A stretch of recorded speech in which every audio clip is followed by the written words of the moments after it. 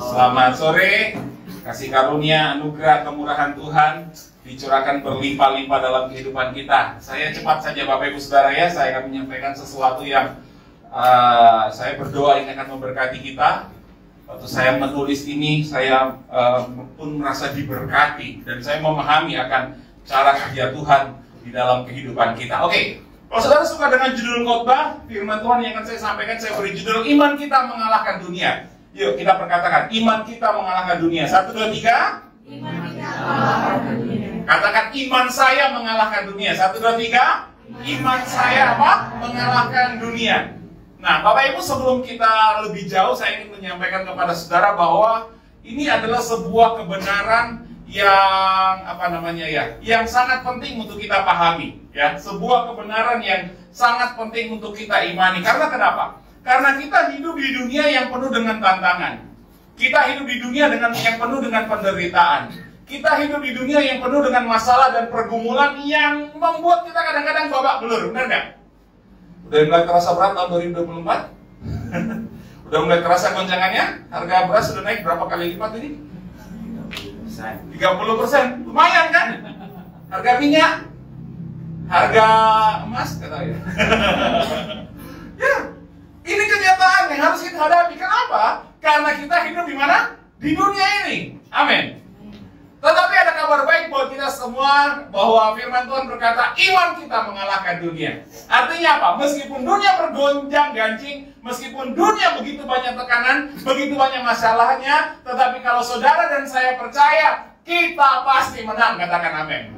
Saya pasti menang. 1, 2, 3. Saya pasti menang. Yuk, kita lihat ayatnya. Yohanes 16 ayat yang ke-33 ngomong gini. Semua itu kukatakan kepadamu. Bisa lihat ya?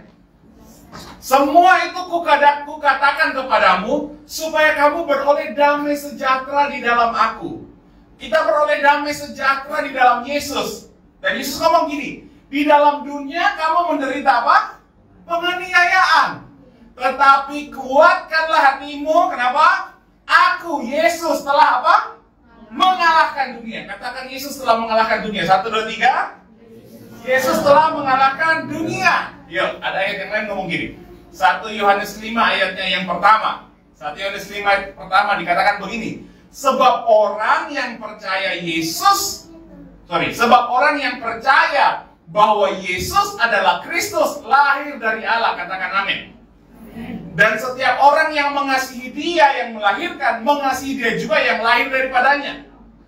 Berapa banyak saudara percaya Yesus adalah Tuhan? Lambaikan tangan saudara. Ya, berarti saudara adalah orang-orang yang lahir dari Bapa. Katakan amin. Saya lahir dari Bapa. 1, 2, 3. Ayo ngomong, saya lahir dari Allah. 1, 2, 3. Saudara tahu, saudara lahir dari Allah. Allah kita berkuasa, Bapa kita dahsyat, Bapa kita hebat. Saudara dan saya lahir dari Allah. Saudara adalah orang yang hebat. Amin. Kayak kurang yakin. Tuhan kita hebat, Bapa kita raja, Dia dahsyat, pencipta segala sesuatu. Saudara lahir dari Bapa. Saudara juga orang hebat. Amin. Saudara juga punya kuasa. Amin. Saudara juga, kok tidak yakin gitu ya? Halo, ini kebenaran. Kalau kita percaya Yesus adalah Kristus, Yesus adalah Tuhan, kita adalah orang yang lahir dari Allah. Benar nggak? Tidak yakin gitu ya? Sebenarnya ini anak apa bukan sih? Halo, ini kebenaran yang mesti kita yakini Bapak Ibu Saudara. Sebab kalau kita tidak memahami ini, sekali lagi, kalau kita nggak percaya ini, sulit kita mengalahkan dunia dengan segala tantangannya. Karena saudara nggak tahu siapa saudara. Kita nggak paham siapa, kekuatan apa yang ada di dalam diri kita. Mana aku kutip lagi sih? Ini apa ya? Gelas plastik biasa. Ini gelas plastik biasa. Airnya di dalam, kenapa gelas plastik biasa? Mungkin karena airnya adalah air yang biasa di dalamnya. Tapi seandainya air yang di dalamnya ini adalah air yang sakti. Namanya air yang sakti ya tergantung kesaktiannya apa, benar nggak? Kesaktiannya adalah begini. Apapun yang ada, yang berisi atau yang berisi dengan air yang sakti ini, maka gelas itu tidak akan bisa pecah. Gelas itu tidak akan bisa diremukkan, tidak akan bisa dihancurkan. Kenapa? Karena gelasnya sakti, benar nggak? Jadi kalau gelas ini diisi air yang sakti, ketika gelas ini kita hancurkan, kita tekan, kita injak, pecah nggak? Halo? Enggak, kenapa? Air di dalamnya apa? Sakti, benar nggak? Alkitab bilang, kita lahir dari Allah. Dan Allah tinggal di dalam kehidupan kita. Pertanyaan saya, Allah sakti nggak? Allah berkuasa nggak? Kalau dia tinggal di dalam diri saudara, saudara berkuasa nggak? Saudara sakti nggak? Harusnya sakti. Tapi kenapa jadi nggak sakti? Karena saudara tidak percaya. Ini kebenaran Bapak Ibu Saudara. Saya tidak sedang ngomong kosong di hadapan saudara. Ini logika pun bisa akan mengatakan hal yang sama. Kalau sesuatu yang hebat di dalam diri seseorang, sesuatu yang dahsyat, saudara pakai jimat, kalau dulu di Ambon apa ya? Akar itu ya? Atau taring babi, benar kan? Oh, saya dulu punya taring babi hutan dari Ambon, panjang ini. Waktu saya kerusuhan poso saya pakai gitu. Berpikir saya sakti, ternyata dipukul ya. Merah juga, berdarah juga. Ada itu loh, taring babi, tau nggak ya? Itu loh. Di Sulawesi itu ada namanya kongkoli, tali akar merah. Wah, itu kok katanya kalau digusur orang nggak bakal tembus. Tapi saya nggak mau pakai. Takut taring babi aja masih tembus, apalagi kalau pakai akar. Tapi kebenarannya adalah Bapa kita, Tuhan kita sakti. Dia dahsyat, dia tinggal dalam diri saudara. Artinya apa? Apapun tekanan, apapun masalah, apapun pergumulan dalam hidup saudara, dalam hidup kita, kita bisa menyelesaikannya. Bukan karena kekuatan kita, tapi kekuatan daripada Dia yang menyertai kita. Katakan amin. Ya. Kita lihat ayat selanjutnya. Masih dalam Yohanes 5 ayat 4 dan 5 dikatakan begini. Sebab semua yang lahir dari Allah apa? Mengalahkan dunia. Siapa yang lahir dari Allah? Mereka yang percaya kepada Yesus. Dan inilah kemenangan yang mengalahkan dunia. Apa? Iman kita. Katakan iman kita. 1, 2, 3. Iman kita. Kemenangan mengalahkan dunia adalah iman kita. Saat kita percaya bahwa kita punya kuasa Allah dalam hidup kita. Saat kita percaya Dia yang berkuasa itu tinggal di dalam kehidupan kita. Kita lahir dari Dia. Itu iman kita. Maka percayalah, kemenangan itu sudah di tangan saudara. Berkat itu, mujizat itu tak perlu dicari-cari. Kemenangan itu sudah di tangan kita. Asalkan kita punya iman yang benar. Hanya kelima berkata, siapakah yang mengalahkan dunia selain daripada Dia yang percaya bahwa Yesus adalah anak Bapa. Saudara percaya Yesus anak Bapa? Amin. Harusnya saudara bisa percaya. Saudara bisa mengalahkan goncangan, masalah, pergumulan yang ada di dunia ini. Halo, saya berdoa kita sangat diberkati. Saya berdoa hari ini kita berkemenangan. Dari ayat-ayat ini ada 3 kebenaran yang saya mau sampaikan. Ada 3 kebenaran. Yang pertama, bahwa Yesus telah mengalahkan dunia. Mungkin saudara berkata, ya Yesus mengalahkan dunia. Wajarlah, Dia Tuhan, Dia Raja, Dia dahsyat, Dia berdaulat. Yesus mengalahkan dunia, masih bisa diterima oleh akal. Tapi firman Tuhan juga ngomong yang kedua, semua orang yang percaya Yesus adalah Kristus, lahir dari Bapa dan mengalahkan dunia. Itu ayat yang kita baca tadi. Setiap orang yang percaya bahwa Yesus adalah Kristus, lahir dari Bapa. Dan semua orang yang lahir dari Bapa apa? Mengalahkan dunia. Katakan semua orang. 1, 2, 3. Semua orang. Yang orang boleh angkat tangan. Kalau nggak angkat tangan berarti bukan orang. Ayo. Alkitab bilang semua orang yang percaya bahwa Yesus Kristus lahir dari Bapa. Jika saudara orang dan saudara percaya kepada Yesus, artinya begini, kita bisa mengalahkan dunia ini. Katakan amin. Kecuali saudara bukan orang. Nah, itu saya tidak ikut campur kalau itu ya. Oh, saya percaya manusia tidak berasal dari Tuhan. Manusia itu adalah dari monyet dan sebagainya. Terserah kalau saudara mau percaya itu, saya tidak ikut campur kalau itu gitu. Tapi kebenaran yang saya percaya, yang firman Tuhan katakan bahwa begini, semua orang yang percaya Yesus pasti mengalahkan dunia. Apapun masalah pergumulan saudara, apapun ketakutan saudara, apapun penderitaan saudara, apapun sakit penyakit saudara, karena kita percaya Yesus adalah Kristus, lahir dari Bapa, kita pasti menang. Saya pasti menang. 1, 2, 3. Saya pasti menang. Ngomong kanan kiri, kamu pasti menang. Amin.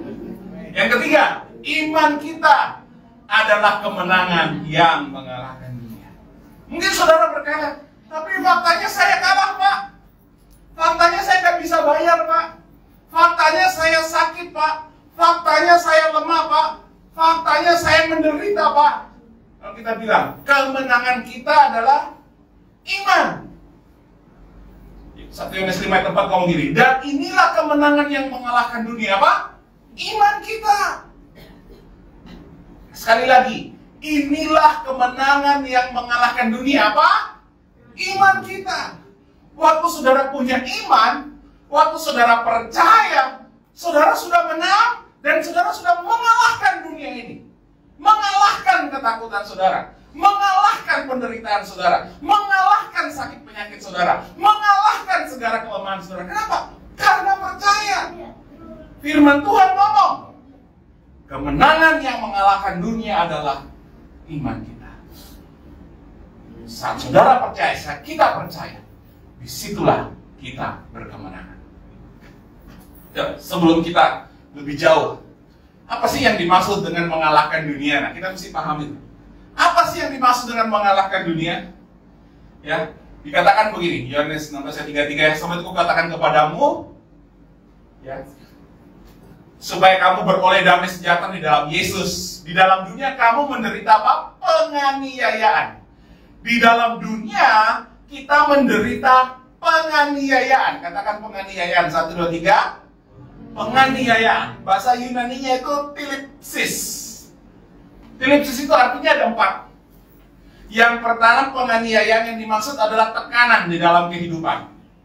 Yang kedua adalah penderitaan. Yang ketiga, beban.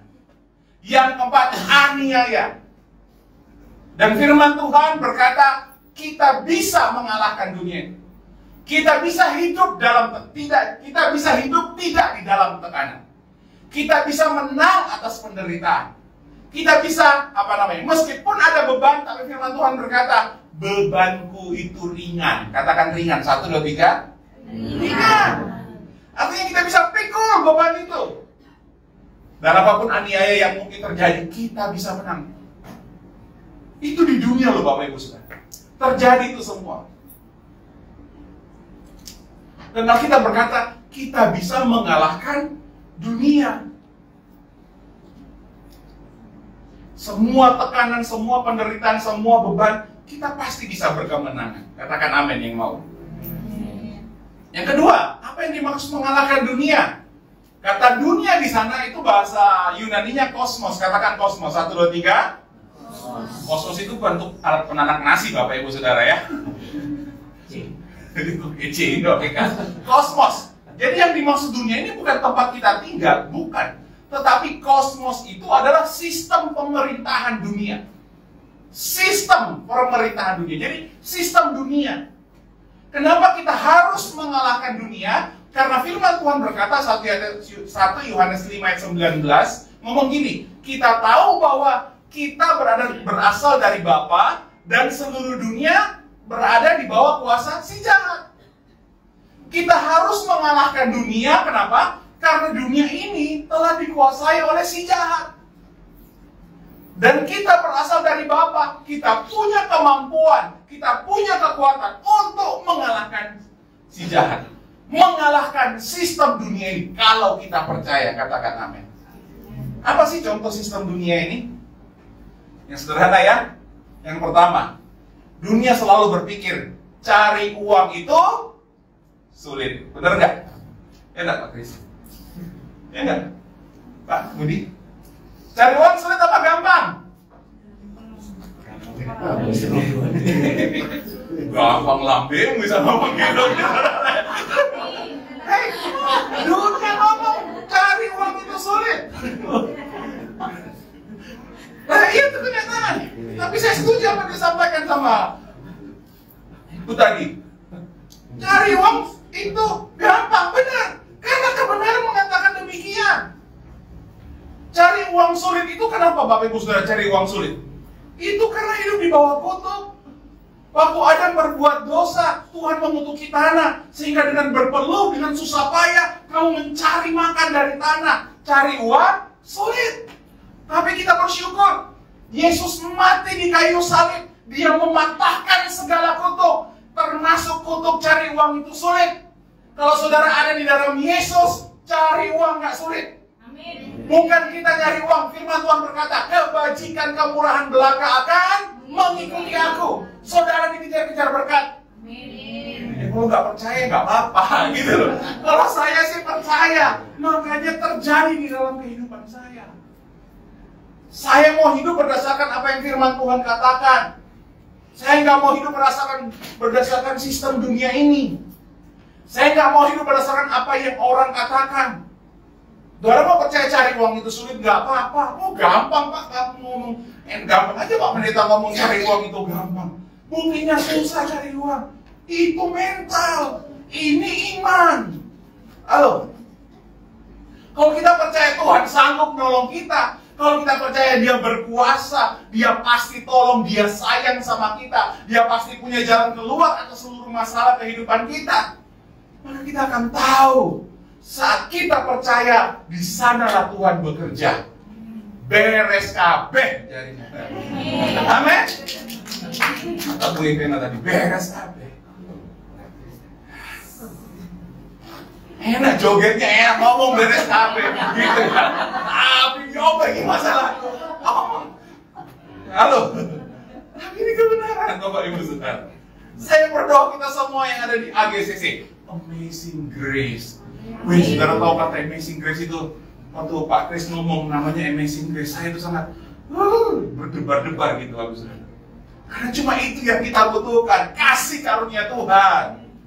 Amin. Saat orang susah payah cari uang sulit, kita mendapatkan kasih karunia. Enak kan? Enak Bapak Ibu Saudara. Tinggal bagaimana mengubah mindset kita, mengubah mental kita. Halo. Dunia terhadap posesi jahat, kutuk, susah payah telah dikalahkan oleh Yesus di kayu salib. Itu sebabnya berkat akan mengejar saudara, berkat akan mendatangi saudara. Katakan amin. Sistem dunia mengatakan demikian, cari uang sulit. Ayo satu lagi. Nah kita agak dalam. Satu lagi, kalau sakit harus ke dokter enggak? Kita sedikit yang realistis saja Bapak Ibu Saudara ya. Yang ada di kehidupan sehari yang kita alami. Kalau sakit harus ke dokter, ingat kalimatnya. Kalau sakit harus ke dokter enggak? Pertanyaan siapa? Mungkin saudara berkata, kan dokter dipakai Tuhan. Benar, dokter dipakai Tuhan. Saya percaya. Tapi pertanyaannya, dokter yang saudara temui anak Tuhan apa enggak? Dia ngomong, oh Pak, saya ini orang Kristen, saya mau mengobati Bapak. Kita bisa happy mungkin karena dia anak Tuhan. Karena Tuhan pakai anak-anaknya. Dokternya saudara temui anak Tuhan apa enggak? Kok bisa saudara yakin dia bukan anak Tuhan? Oh Tuhan pakai dia untuk menyembuhkan saudara. Kayak kisah loh Bapak Ibu Saudara. Nah, maksud saya menyampaikan ini bukan karena saya anti dokter Bapak Ibu Saudara. Bukan Bapak Ibu, saya tak anti dokter. Tapi maksud saya menyampaikan kayak gini. Sebelum saudara ke dokter, saudara mesti percaya Tuhan sanggup menyembuhkan saudara. Saudara mesti yakin, lebih yakin daripada dokter, Tuhan sanggup menolong saudara. Tuhan sanggup memulihkan saudara. Alkitab ngomong, yang menyembuhkan kita apa? Oleh bilur-bilurnya kamu apa? Jadi yang menyembuhkan apa? Dokter atau bilur-bilur Yesus? Dokter atau tubuh Tuhan Yesus? Obat atau tubuh Tuhan Yesus? Tapi mana yang paling sering kita andalkan? Paracetamol. Antalgin apalah. Padahal yang menyembuhkan yang Alkitab ngomong bilurnya, tubuhnya. Amin.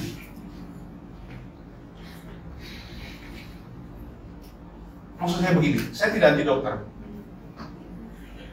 Mumpung BPJS gratis, pakai dokter. Tapi pastikan saudara yakin sama dokternya. Karena adik saya ke rumah sakit, masalahnya diare, disuntik, matanya langsung rabun. Bisa dipercaya nggak? Nggak bisa. Apalagi dokter BPJS gratis. Tapi mau saya begini, sebelum kita mengandalkan dokter, kita datang sama Tuhan, katakan amin. Kita berdoa, kita harapkan Tuhan, kita perkatakan firman Tuhan. Oleh bilur-bilurnya aku sembuh, oleh kasih karunia-Nya aku dipulihkan, oleh berkat-Nya aku diberkati. Makanya Yesus ngomong, Dia yang kaya rela jadi miskin supaya saudara dan saya menjadi apa? Jadi kaya. Amin. Kita pasti diberkati karena Tuhan. Itu sistem dunia. Dan Tuhan mau kita mengalahkan itu semua. Karena kenapa? Karena kita ini lahir dari Bapa. Jadi kebenaran yang kita bisa pahami adalah yang pertama begini. Yesus telah mengalahkan dunia. Katakan Yesus telah mengalahkan dunia. 1, 2, 3. Yesus telah mengalahkan dunia. Artinya apa? Yesus telah mengalahkan dunia, telah mengalahkan tekanan, penderitaan, beban, dan aniaya. Tidak berkuasa atas Tuhan Yesus. Katakan amin. Itu kebenaran yang pertama, kabar baik yang pertama. Kabar baik yang kedua adalah begini. Semua orang yang percaya Yesus mengalahkan dunia. Semua orang yang percaya Yesus artinya apa?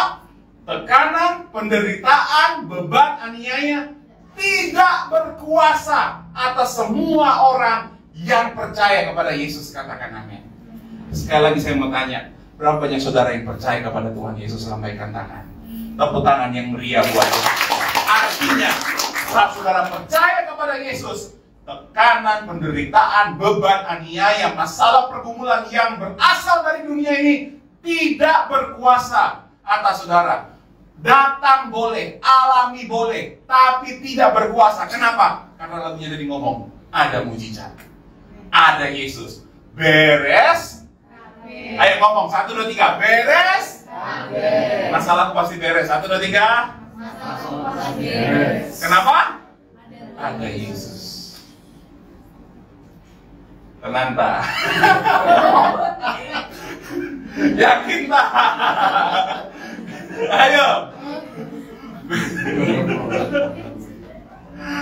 Tenang. Yakin gak? Lo tadi sudah ngomong loh, beres kabeh loh. Tenang. Karena kenapa? Kenapa saya ingin menyampaikan ini? Karena masalahnya itu di sini, Bapak Ibu Saudara. Masalahnya itu di iman kita, di keyakinan kita. Hari Minggu ini amin-amin aja saudara. Pulang besok, datang ditagih. Panik, takut, khawatir. Lupa bahwa kita lahir dari Allah. Lupa bahwa kita punya kuasa. Lupa bahwa perkataan kita bisa menghadirkan kuasa Allah. Lupa bahwa kita adalah orang yang berkemenangan. Bingung. Halo. Tapi ya apa Pak? Namanya jatuh tempo kudu dibayar. Bener kudu dibayar.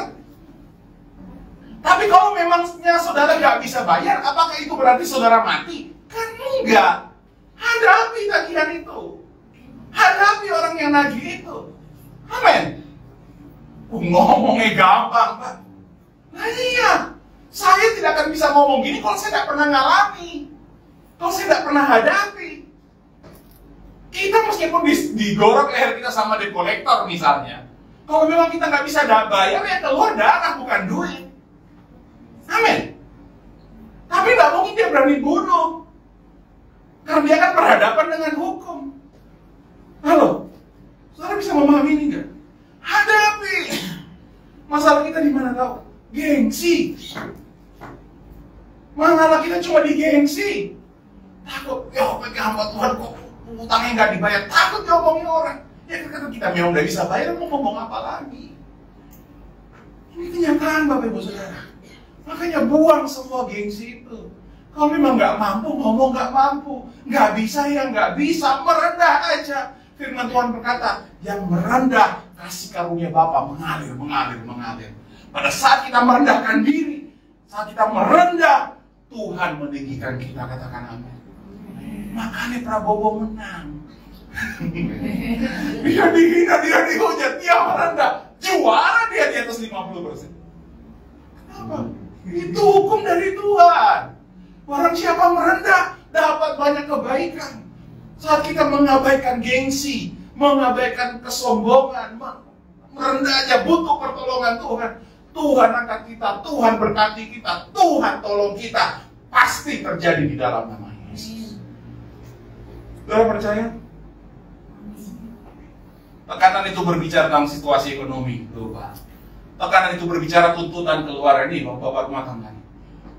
Tekanan itu berbicara tagihan yang jatuh tempo. Tekanan itu berbicara vonis dokter. Penderitaan itu segala sesuatu yang harus kita alami, padahal bukan salah kita. Di dunia itu terjadi itu semua. Sesuatu yang harus kita alami, padahal bukan kita yang salah loh. Teman kita yang berbuat salah, kita sih bisa ini sama bos. Beban itu apa? Tugas pekerjaan kita bisa jadi beban. Tanggung jawab kita sebagai orang tua, tanggung jawab kita sebagai suami, sebagai istri, sebagai pemimpin di dalam perusahaan atau sebagai karyawan di dalam sebuah perusahaan, itu tanggung jawab kita kadang menjadi beban. Aniaya berbicara apa? Persekusi, bullying, demo dan lain sebagainya.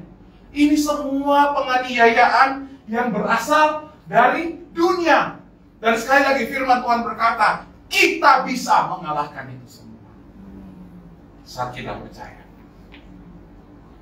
Saudara merasa tertuntut sebagai kepala rumah tangga, sebagai suami, sebagai pemimpin, dengan tugas tanggung jawab yang ada di hadapan kita. Saudara merasa tertuntut, saudara merasa dalam tekanan.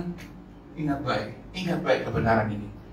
Kita lahir dari Allah, kita lahir dari Bapa.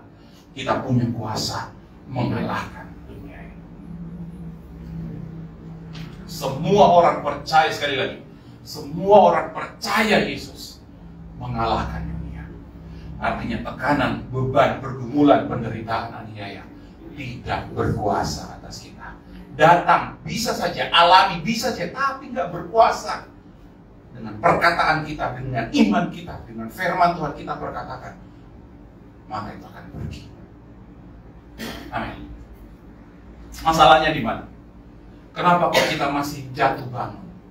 Kenapa kok kita masih gagal? Kita masih kalah, kita masih menderita, kita masih tidak menang? Masalahnya di sini, iman kita, pemahaman kita, pola pikir kita, cara pandang kita, iman kita. Firman Tuhan berkata, sebab semua yang lahir dari Allah apa? Mengalahkan dunia. Dan inilah kemenangan yang mengalahkan dunia apa? Iman kita.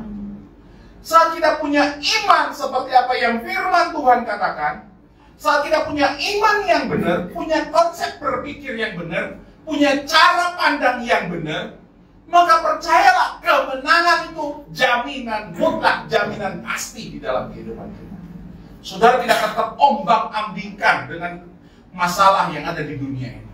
Saudara tidak akan terguncangkan dengan segala pergumulan, tekanan, masalah pergumulan di dunia ini. Kenapa? Karena iman saudara adalah kemenangan kita. Nah, ini yang kita akan belajar. Apa sih iman itu? Cepatkan saya kutip. Apa sih iman itu? Yang pertama, iman datang dari apa? Pendengaran firman Kristus. Roma 10 ayat yang ke-17. Roma 10 ayat 17 ngomong gini, jadi iman timbul dari pendengaran dan pendengaran oleh firman Kristus. Bagaimana caranya saudara punya iman? Jelas ayat yang ngomong. Roma 10 ayat 17, caranya kita memiliki iman dari pendengaran dan pendengaran oleh firman Kristus. Apa yang saudara dengar dalam hidup saudara? Apa yang banyak menggunakan dua kata pendengaran. Pendengaran dan pendengaran. Artinya apa? Terus mendengar, terus mendengar, terus mendengar. Banyak mendengar, banyak mendengar. Apa yang banyak saudara dengar? Sosmed? Berita pemilu? Berita pembunuhan, berita di televisi, keadaan masyarakat, kondisi guncangan yang ada di dunia, yang semua berasal dari dunia. Saudara banyak mendengar itu, saya jamin 100% saudara nggak punya iman. Tidak bisa mengalahkan segala-galanya. Kenapa? Yang kita dengar bukan firman. Tapi sebaliknya, waktu kita memberi telinga kita, mata kita untuk melihat, mendengar firman Tuhan. Mendengar firman Kristus, belajar firman Kristus, belajar firman Tuhan, belajar Injil. Saudara bisa dikatakan firman Kristus, firman Tuhan. Saudara, yang dimaksud firman Tuhan itu apa? Firman Tuhan itu bukan semua yang tertulis dalam Alkitab loh Bapak Ibu Saudara. Firman Kristus itu adalah pribadi Yesus itu sendiri. Firman telah menjadi manusia, anak tunggal Bapa, yaitu Yesus Kristus. Banyak dengar tentang Yesus, bukan tentang nilai-nilai dalam kehidupan ini. Bukan tentang nilai-nilai, attitude, karakter, tentang apa, bagaimana mendevelop hidup. Bukan tentang nilai-nilai. Banyak dengar firman Kristus. Dengarlah yang supranatural. Dengarlah yang dahsyat, yang berkuasa. Supaya apa? Supaya hidup kita penuh dengan kedahsyatannya, penuh dengan kuasanya, penuh dengan kemuliaannya. Katakan amin. Ya. Tapi sudah dengar yang menakutkan. Wah, harga beras naik. Wah, harga minyak naik. Wah, kondisi ekonomi makin buruk, inflasi. Ya, apa kalau di Indonesia dipimpin pemimpin yang punya masa lalu yang buruk? Saudara mendengar banyak hal yang nggak benar. Banyak hal yang menakutkan. Jadi, jangan terkejut kalau hal-hal yang menakutkan terjadi dalam hidup saudara. Karena kita kasih makan diri kita, kasih makan pikiran kita dengan hal-hal yang menakutkan. Kalau kita kasih makan pikiran kita, alam bawah sadar kita dengan kebenaran, aku disayang oleh Tuhan. Segala perkara dapat kutanggung dalam Dia yang memberi kekuatan bagiku. Segala kutuk telah ditanggung Yesus supaya aku beroleh kebenaran. Kita mendengar banyak firman Tuhan, janji-janji firman Tuhan. Maka yang terjadi, masalah boleh datang, kita responi dengan firman. Itu sebabnya Yesus tidak kalah ketika dicobai sama iblis. Yesus tidak gagal ketika dicobai sama iblis. Kenapa? Karena waktu Yesus dicobai, Yesus berkata, ada tertulis. Iblis cuma kalah lewat firman. Tipu daya iblis dipatahkan. Kekuasaan, kuasa si jahat dikalahkan. Sakit penyakit dikalahkan. Penderitaan, kesusahan dikalahkan hanya oleh firman Tuhan Yesus Kristus. Katakan amin. Makanya Roma 1 ayat 16 ngomong begini. Sebab aku mempunyai keyakinan yang kokoh di dalam Injil. Katakan Injil, 1, 2, 3. Injil. Kita harus punya keyakinan yang kokoh dalam Injil. Kenapa? Karena Injil adalah kekuatan Bapa. Kekuatan Allah yang menyelamatkan setiap orang yang percaya. Injil yang menyelamatkan. Injil kekuatannya Bapa. Injillah kesaktian atau air yang sakti itu tadi yang saya sampaikan di awal.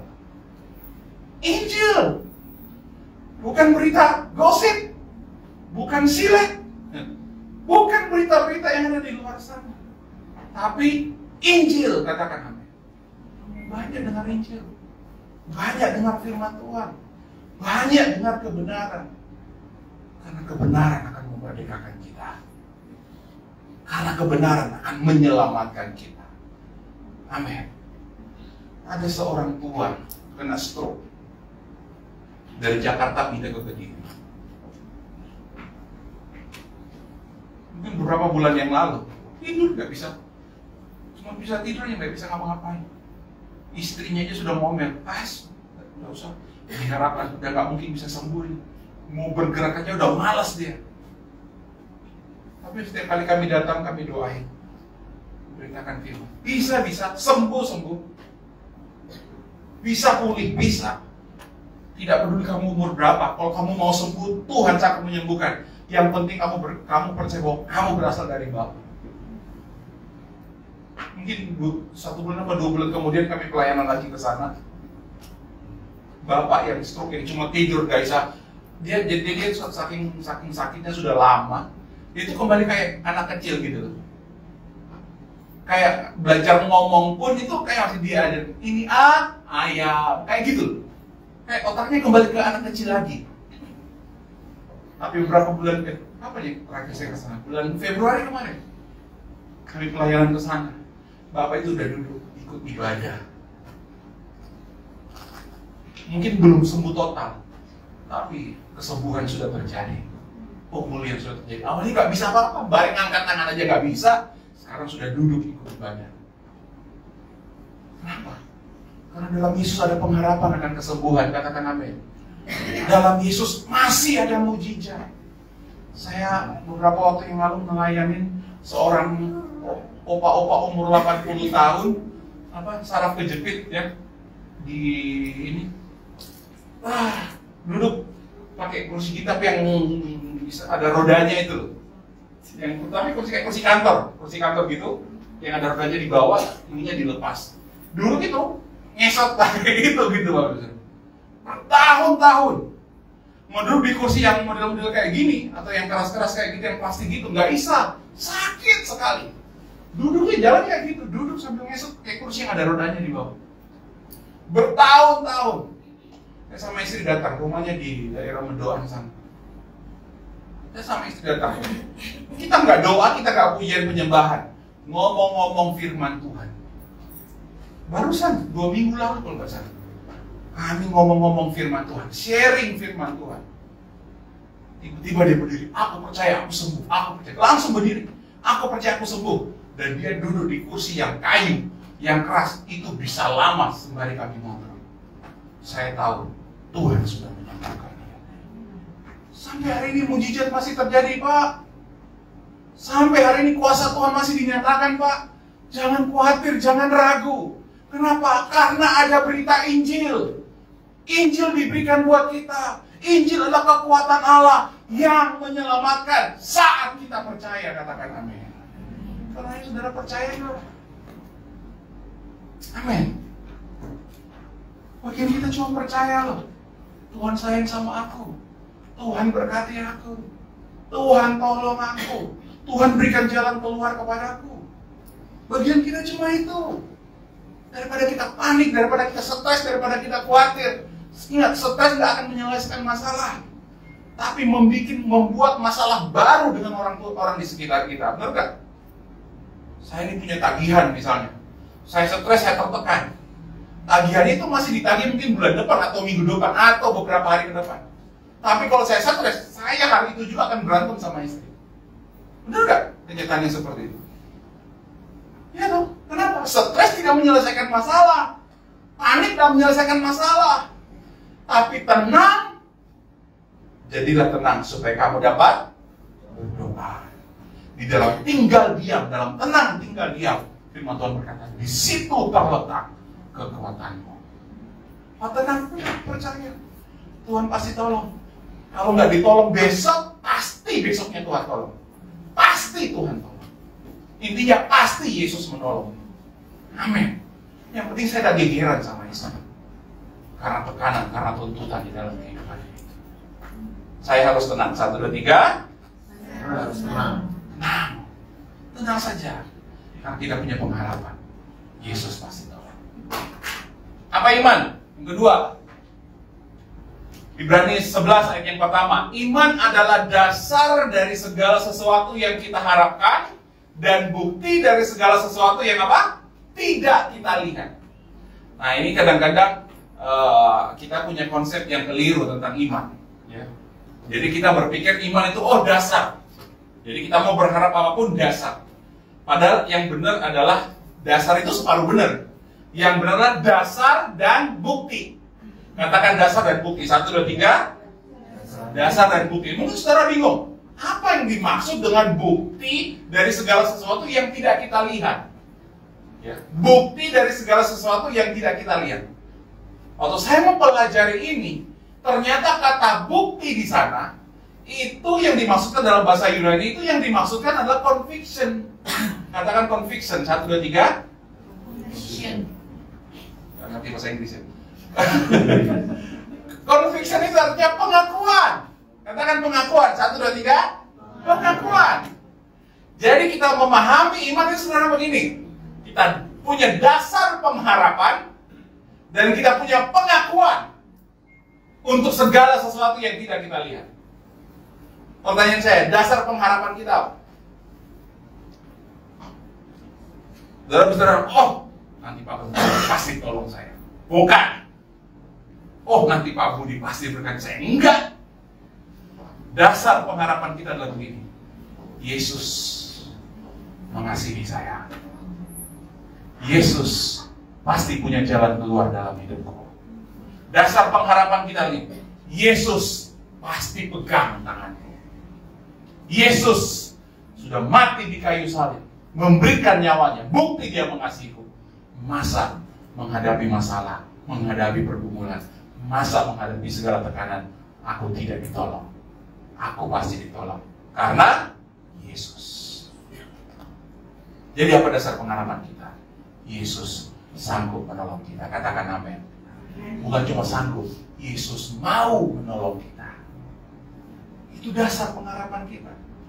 Bukti dari segala sesuatu yang tidak kita lihat. Buktinya apa? Lewat perkataan kita. Kita belum lihat memang pertolongan itu terjadi. Kita belum lihat mujizat itu kita alami. Tapi kita perkatakan terlebih dahulu. Conviction. Ngakui. Tuhan, besok jatuh tempo. Hari ini berkati aku Tuhan. Tuhan, engkau kaya. Rela jadi miskin supaya aku jadi kaya. Tuhan, engkau berjanji aku memiliki hidup dan mempunyainya dalam segala kelimpahan. Tuhan, engkau berfirman, oleh bilur-bilurmu aku sembuh. Tuhan, engkau berkata, hati yang gembira adalah obat yang manjur. Perkatakan itu semua. Perkatakan pengharapan kita di dalam Yesus. Amin. Kita bisa berkata, Tuhan, kekayaan orang fasik dikirim bagi orang benar. Itu semua firman Tuhan. Perkatakan itu semua supaya apa? Supaya kita berkemenangan di dalam hidup ini. Itulah iman. Berharap sama Yesus, buktikan lewat perkataan kita. Walau belum jadi kenyataan, ngomong saja dulu. Karena untuk ngomong masih gratis. Nggak perlu bayar. Kalau ngomong saja, Tuhan, aku dapat jodoh yang terbaik. Karena Tuhan memberi yang terbaik bagi. Tuhan, aku dapat pekerjaan yang terbaik. Omsetku bulan ini harus naik, Tuhan, dalam nama Yesus. Amin. Barang yang aku jual laku dalam nama Yesus. Ini loh. Aku dapat orang yang tepat, supplier yang tepat, teman yang tepat. Ngomong. Dan lihat, pasti terjadi. Kenapa? Karena iman adalah bukti, conviction dari apa yang tidak kita lihat. Nah, seorang yang kami layani beberapa waktu lalu bersaksi. Dia punya usaha kantin gitu ya. Dia punya usaha kantin. Dia ngomong ke mbaknya yang masak nasi. Masak nasi. Mbak, masak nasi ya, dia ngomong kayak gitu. Mbak, masak nasi nih. Tapi mbaknya ini gagal paham. Dimasaklah nasi 2 rice cooker. Sedangkan 1 jam lagi kantinnya itu mau tutup. Bingung nggak? Bingung. Karena mereka biasa menyajikan nasi yang fresh. Nasi yang baru dimasak disajikan untuk dijual. 1 jam lagi nasinya 1 jam lagi dia kan di kantor karyawan gitu ya, dia kantinnya. 1 jam lagi mau tutup. Karyawan sudah mau pulang. Yang makan 2 rice cooker besar loh Bapak Ibu Saudara. Yang makan 2 rice cooker ini siapa? Kan logikanya nggak masuk gitu. Salah ini, gagal. Udah pasti hemat, udah dibuang. Masa 2 rice cooker besar dimakan satu keluarga? Nggak mungkin Bapak Ibu Saudara. Nah, sampai makanan ya Mbak? Nggak mungkin. Tapi teman saya ini, bapaknya itu ngomong, pasti Tuhan menolong. Dibuka rice cookernya, terus diambil sendok, diputar-putar. Aku pasti diberkati. Diaduk nasinya, betul. Aku pasti diberkati. Tuhan pasti tolong. Barusan pada kesaksiannya Selasa kemarin, kita di dalam pelayanan di persekutuan pasti diberkati, pasti ditolong, pasti habis, pasti. 2 rice cookernya dibuka, dia perkatakan firman, dia perkatakan dengan baik, dia memperkatakan, pasti habis, pasti lulus, pasti diberkati, pasti nggak dibuang. Tuhan berkati aku hidup di dalam kasih karunia Tuhan. Tiba-tiba apa yang terjadi? Hujan deras banget. Nah biasanya hujan deras ini musuh sama orang-orang yang suka jualan makanan. Karena kebanyakan kalau hujan deras sepi, benar nggak? Orang malas keluar jajan. Tapi saudara tahu, gara-gara hujan deras, banyak karyawan pulang, nggak jadi pulang. Nongkrong di kantin. Semua yang nongkrong di kantin makan nasinya. Dalam 1 jam 2 rice cooker besar, habis omsetnya tambah. Kenapa? Ada berkat, ada mujizat di dalam Tuhan Yesus. Sampai hari ini mujizat masih terjadi. Sampai hari ini pertolongan masih terjadi. Sampai hari ini kuasa Tuhan masih dinyatakan. Saat kita percaya. Katakan percaya, 1, 2, 3. Percaya. Dasarnya percaya kepada Yesus. Buktinya perkataan kita. Tuhan pasti tolong. Mbak, kalau mulai nanti itu uduk ya. Oseng kalau perlu. Kalau kurang kuat urapannya oseng kalau perlu gitu ya. Asal jangan gosok. Amin. Tuhan pasti tolong. Katakan Tuhan pasti tolong. 1, 2, 3. Tuhan pasti tolong. Tuhan pasti tolong. Tuhan pasti tolong, Pak. Tuhan pasti tolong. Saudara tidak pernah tahu kan masalah yang saya alami. Saya punya banyak masalah. Saya tidak punya income, Pak. Tidak punya income. Income ya dari pelayanan gini. Kalau ada yang ngasih ya saya terima. Kalau nggak ngasih pun nggak apa-apa. Hidupku cuma ini. Tapi biaya hidupku 1 bulan itu minimal 10 juta. Yang harus saya keluarkan 1 bulan. Dengan pekerjaan yang tidak pasti, income yang tidak pasti, otak ini nggak bisa mikir gimana caranya untuk menutupi minimal 10 juta setiap bulan itu. Tapi sampai hari ini saya tidak pernah minta-minta. Saya tidak pernah utang. Utang-utang saya beres semua. Semuanya beres. Sampai hari ini sudah bertahun-tahun saya ikut Tuhan, melayani Tuhan. Sampai hari ini Tuhan tidak permalukan saya. Saya tidak pernah minta, saya tidak pernah utang. Tepat pada waktunya Tuhan berkata, semua yang saya butuhkan setiap bulan Tuhan penuhi. Karena satu hal, saya melayani Raja di atas segala raja.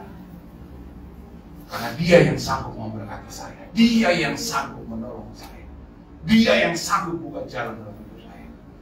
Karena Dia yang sakti tinggal di dalam saya.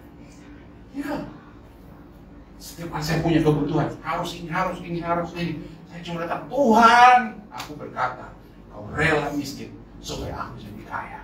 Tuhan, Kau berjanji memberikan aku hidup penuh kelimpahan. Tuhan, Kau pasti tolong, dia ditolong, masa saya nggak ditolong? Saya sampaikan firman, Tuhan dengar, Tuhan jawab. Dan Tuhan tidak pernah terlambat, katakan amin. Pengakuan kita. Makanya bilangan ngomong gini, saudara mesti catat ayat ini. Bilangan 14:28. Katakanlah kepada mereka, saya sampaikan kepada saudara, demi Tuhan yang hidup, demikianlah firman Tuhan bahwasanya seperti yang kamu katakan di hadapan Tuhan, demikianlah Tuhan melakukannya kepadamu. Saudara katakan hidupmu diberkati, saudara katakan omsetmu meningkat, saudara katakan Tuhan punya jalan keluar, hutang lunas, tagihan-tagihan terbayar. Saudara perkatakan itu, demikianlah Tuhan lakukan dalam hidup saudara. Saudara katakan tubuhmu sehat. Saudara katakan asam urat tidak berkuasa. Saudara katakan kanker lenyap. Saudara katakan darah tinggi, diabetes, semuanya patah oleh bilu-bilu Yesus. Seperti apa yang kita katakan, Tuhan kerjakan. Amin. Pengakuan kita. Yang terakhir,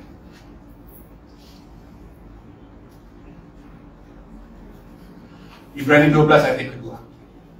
Marilah kita melakukannya dengan mata yang tertuju kepada Yesus, yang memimpin kita dalam iman, yang membawa iman kita kepada kesempurnaan, dan dengan mengabaikan kehinaan, tekun memikul salib, ganti sukacita yang disediakan bagi Dia yang sekarang duduk di sebelah kanan tahta Bapa.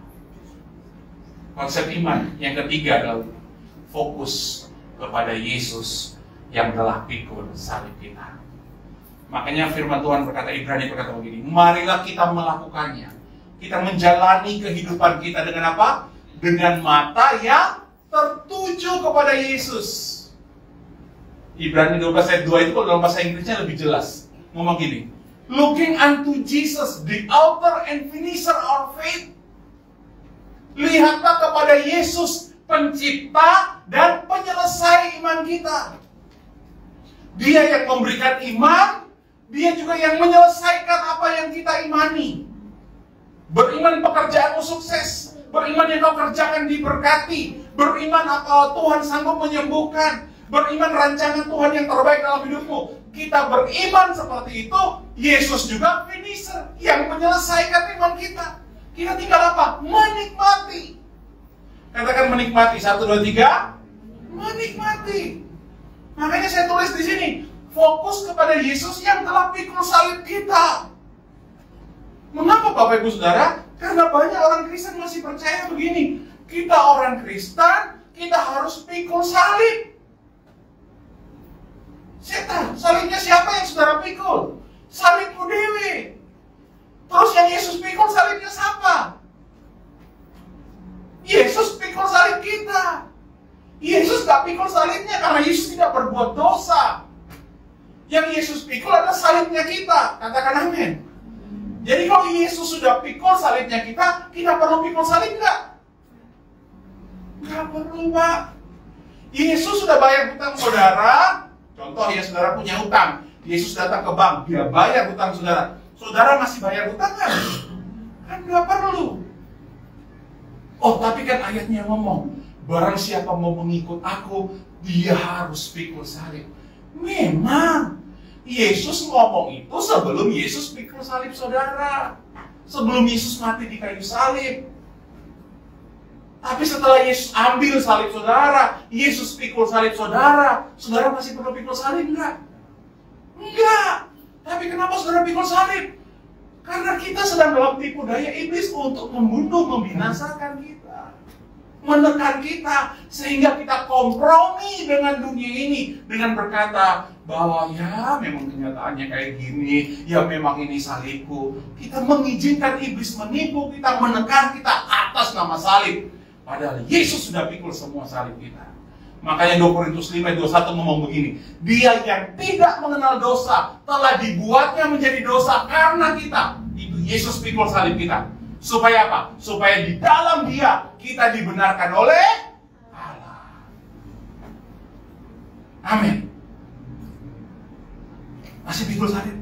Terserah kalau saudara mau pikul, gak apa-apa. Saudara mau pesan yang berapa meter? Buat kamu. Yesus sudah pikul semua dosa kita. Yesus sudah pikul semua penderitaan kita. Yesus sudah pikul semua salib kita. Yang kita terima hari ini, kita mau mengucap syukur. Katakan mengucap syukur. 1, 2, 3. Kita mau mengucap syukur. Kita punya pengharapan. Di dalam Yesus kita pasti menang atas segala penderitaan. Kita pasti bisa mengalahkan dunia. Amin. Soalnya dia tekun memikul salib. Dia yang memikul salib kita. Supaya kita tidak perlu pikul salib lagi. Kita berjalan bersama dia. Hadapi segala tantangan. Hadapi segala masalah. Hadapi segala tekanan. Dan kita menang. Karena kasih karunia yang berlimpah-limpah. Baik, kita perkatakan ini. Saya bersyukur, saya pasti menang. Karena Yesus telah apa? Memberikan kemenangan. 1 Korintus 15 ayat 57. Tapi syukur kepada Bapa yang telah memberikan kepada kita apa? Kemenangan oleh Tuhan Yesus Kristus. Sekali lagi perkatakan 1, 2, 3. Saya bersyukur, saya pasti menang. Karena apa? Yesus telah memberikan kemenangan. Yesus sudah kasih Pak kemenangan itu. 2000 tahun yang lalu Yesus sudah mati buat saudara. Yesus di kayu salib berkata, sudah selesai. Dia sudah mengalahkan dunia. Dia tinggal di dalam saudara. Dia berikan kita iman. Kita bisa mengalahkan dunia. Apapun dunia, ketakutan, kekhawatiran, masalah, pergumulan, tagihan. sakit, penyakit, penderitaan, apapun Bapak Ibu Saudara. Hari ini kita percaya Yesus. Dia bersama-sama kita. Kita lahir dari Dia. Percaya kita pasti menang. Amin. Saya pasti menang. 1, 2, 3. Saya pasti. Kita bangkit berdiri bersama-sama.